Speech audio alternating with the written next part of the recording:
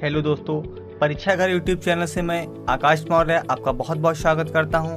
आज की क्लास में हम बात करेंगे इकोनॉमिक प्लानिंग, आर्थिक नियोजन के विषय में। इससे पहले हम बात कर चुके हैं अर्थशास्त्र के परिचय के बारे में और इसके साथ ही साथ पूंजीवादी अर्थव्यवस्था, समाजवादी अर्थव्यवस्था और मिश्रित अर्थव्यवस्था के विषय में हम चर्चा कर चुके हैं। और हम पिछड़ी अर्थव्यवस्था, विकसित अर्थव्यवस्था और विकासशील अर्थव्यवस्था के विषय में भी हम चर्चा कर चुके हैं। आप इन क्लासेस को परीक्षा घर यूट्यूब चैनल के प्लेलिस्ट में जाके आप देख सकते हैं। ठीक है दोस्तों, तो हम शुरू करते हैं आज की क्लास को। आर्थिक नियोजन एक ऐसा चैप्टर है जिसमें हम नियोजन के प्रकार की बात करेंगे। हम इसी के साथ साथ हम आगे देखेंगे योजना आयोग का गठन किस प्रकार हुआ। हम नेशनल डेवलपमेंट काउंसिल के विषय में बात करेंगे। तो और इसका एक बहुत महत्वपूर्ण टॉपिक है आपके लिए, पंचवर्षीय योजनाएं हैं। सभी 12 की 12 पंचवर्षीय योजनाओं के विषय में हम बात करेंगे आगे की क्लास में। और इसके साथ ही साथ हम नीति आयोग पर भी हम चर्चा करेंगे दोस्तों। तो आज की क्लास है इकोनॉमिक प्लानिंग। ठीक है दोस्तों, आर्थिक नियोजन। अगर हम आर्थिक नियोजन की बात करें तो वास्तव में आर्थिक नियोजन को ही हम अर्थशास्त्र कह सकते हैं दोस्तों। अगर हम आर्थिक नियोजन की परिभाषा के विषय में बात करें तो आर्थिक नियोजन की परिभाषा है राष्ट्र अर्थात राष्ट्र। जब कोई राष्ट्र किसी राज्य के नेतृत्व में, अर्थात जब कोई राज्य राष्ट्र के नेतृत्व में अर्थ का पूर्ण नियोजन करता है, नियोजन करता है, तो उसे हम क्या कहते हैं, आर्थिक।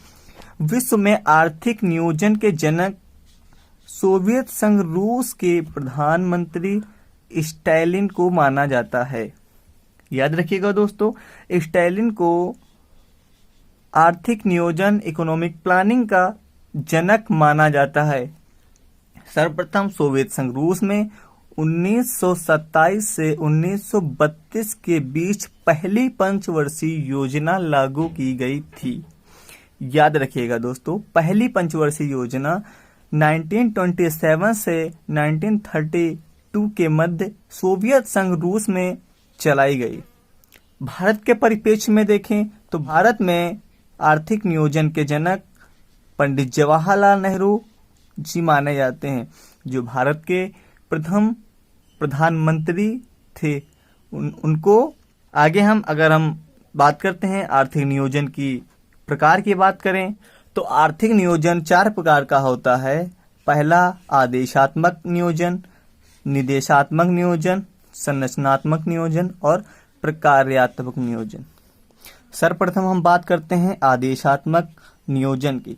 आदेशात्मक नियोजन ऐसा है, आदेश जो देने का कार्य करता है वह आपकी सरकार होता है। अगर कोई आम आदमी किसी व्यक्ति को आदेश दे तो उसका पालन नहीं होता है, लेकिन जब कोई सरकार, देश की शासन व्यवस्था जब आदेश देती है तो उसका संपूर्ण पालन होता है।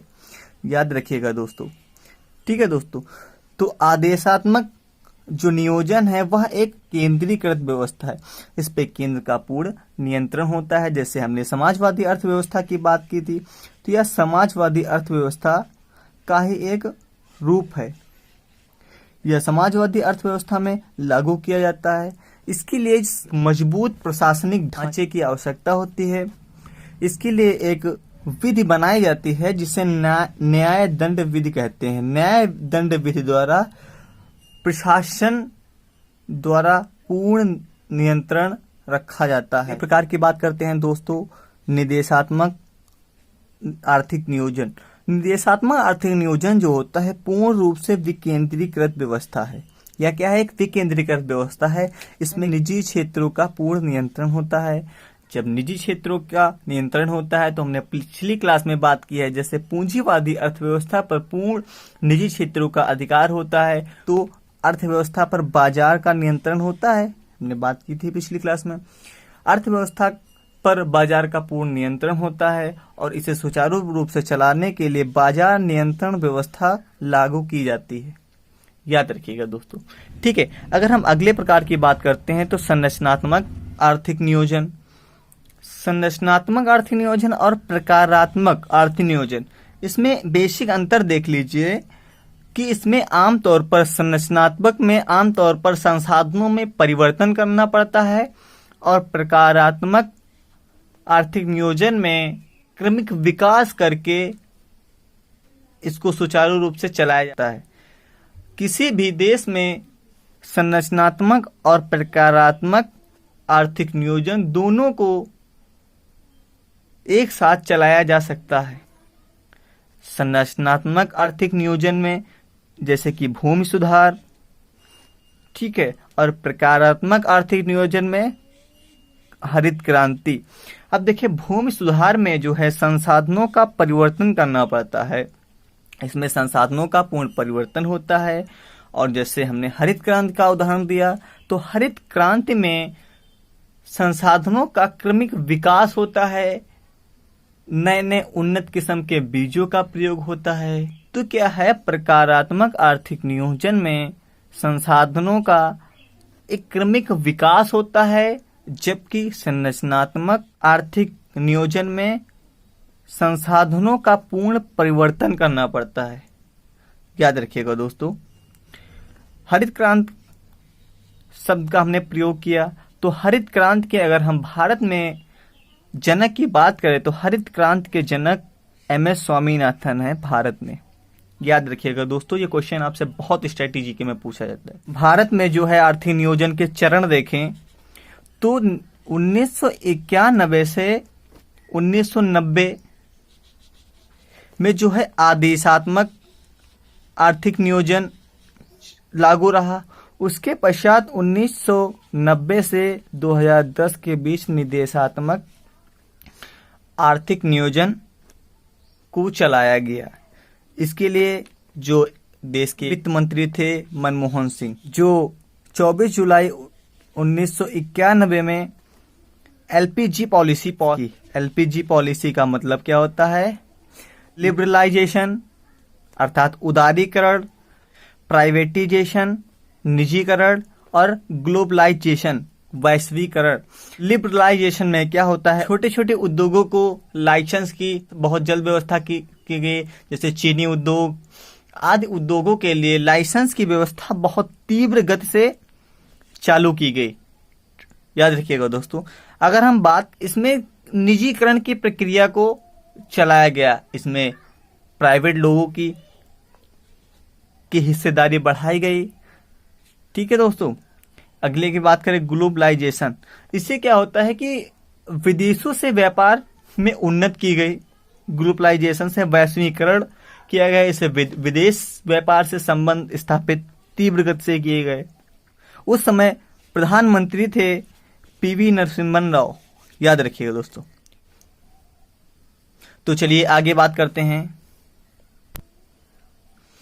अब हम देखें कि भारत में आर्थिक नियोजन आरंभ कब से हुआ, किस प्रकार से भारत में आर्थिक नियोजन के लिए हम भारत का प्रथम प्रयास देखें तो भारत में जो प्रथम प्रयास हुआ, प्रथम प्रयास की बात करें तो 1934 में 1934 में M विश्वेश्वरैया जो कि मैसूर रियासत के दीवान थे।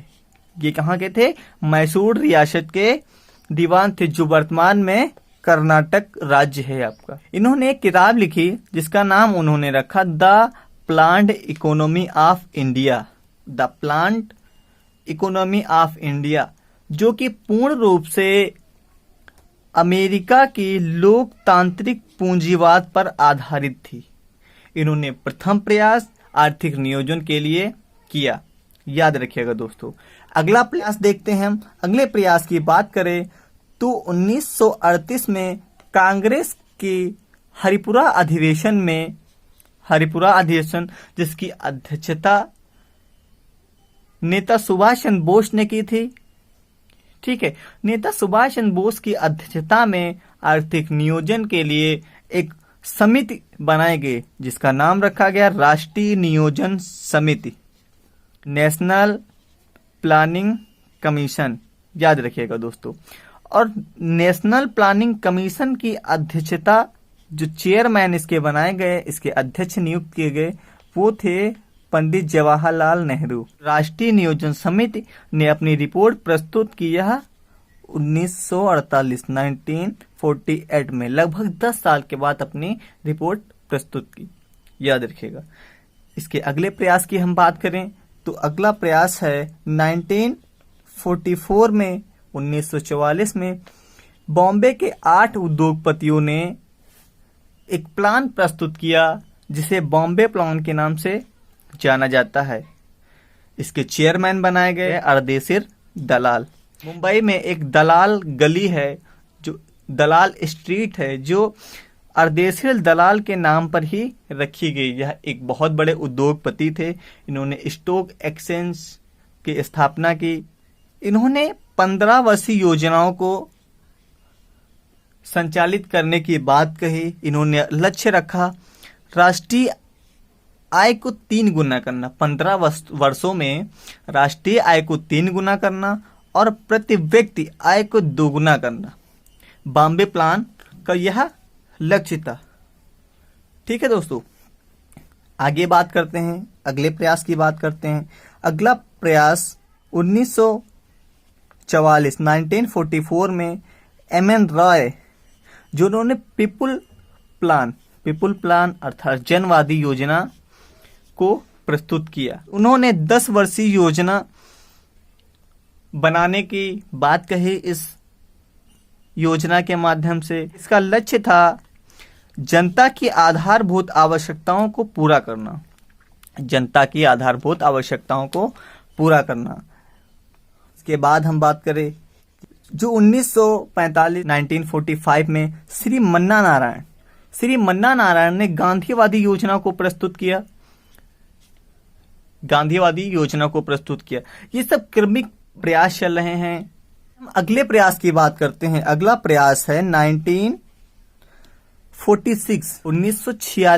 1946 में केसी नियोगी जी को राष्ट्रीय नियोजन समिति, जो 1938 में हरिपुरा अधिवेशन में एक समिति बनाई गई थी, जिसके अध्यक्ष पंडित जवाहरलाल नेहरू को बनाया गया था, उसकी अध्यक्षता अब केसी नियोगी जी को सौंपी गई। ठीक है दोस्तों, अब केसी नियोगी की अध्यक्षता में राष्ट्रीय नियोजन समिति ने एक योजना आयोग बनाने की सिफारिश की। केसी नियोगी की सिफारिश पर 15 मार्च 1950 को योजना आयोग की स्थापना की गई। ठीक है दोस्तों, याद रखिएगा योजना आयोग की स्थापना कब की गई और किस समिति की सिफारिश पर की गई, ये आपसे क्वेश्चन पूछा जाता है, याद रखिएगा दोस्तों।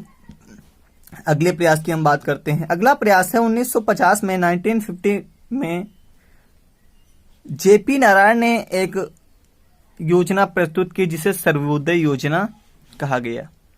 तो जो पूर्ण रूप से आर्थिक नियोजन के लिए सफल हुआ प्रयास वह था 1938 के कांग्रेस के हरिपुरा अधिवेशन में, जो राष्ट्रीय नियोजन समिति बनाई गई थी, उसकी अध्यक्षता की कमान केसी नियोगी जी ने संभाली। तब उन्होंने योजना आयोग की स्थापना की।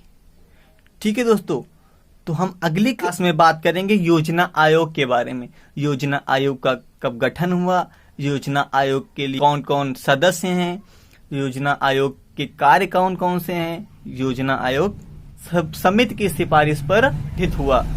तो आज की क्लास को यहीं पर रखते हैं। आप वीडियो को लाइक करिएगा, शेयर कीजिएगा और परीक्षा घर यूट्यूब चैनल को सब्सक्राइब जरूर करें।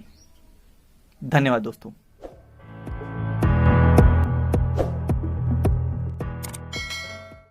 हेलो साथियों, आप अपने परिवार परीक्षा घर को सब्सक्राइब करें। धन्यवाद।